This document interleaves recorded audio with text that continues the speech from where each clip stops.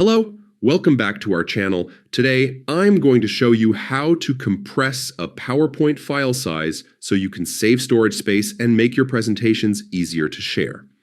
This is especially helpful when preparing for a big meeting, submitting slides online, or just keeping your files organized and manageable.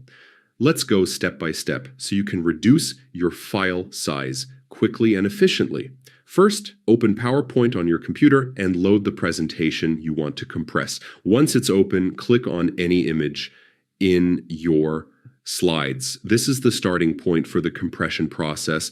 When you click on the image, you'll notice a new menu called the Picture Format tab appear at the top. Click on it to access options that help minimize the file size without sacrificing quality. Look for the option labeled Compress Pictures and click on it. You'll see a few choices here.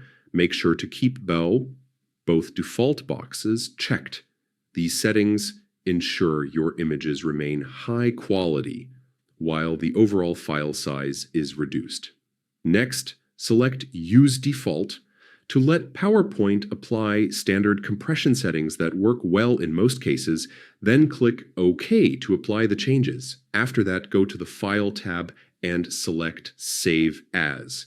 This step prepares your presentation for further optimization. In the Save As dialog box, navigate to the Advanced tab. Here you'll find the image size and quality section. Check the box labeled Discard Editing Data. This removes unnecessary information stored for each image, effectively reducing your file size even more. Additionally, consider lowering the default resolution.